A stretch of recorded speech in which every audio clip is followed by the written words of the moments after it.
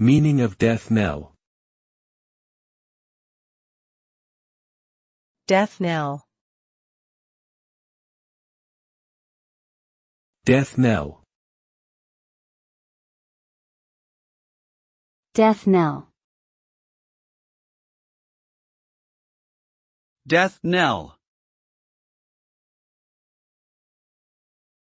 The term death knell refers to a bell that is rung, traditionally to announce a death. Today, the phrase is used more broadly to describe events or developments that signal the impending end of something or the failure of a plan or project.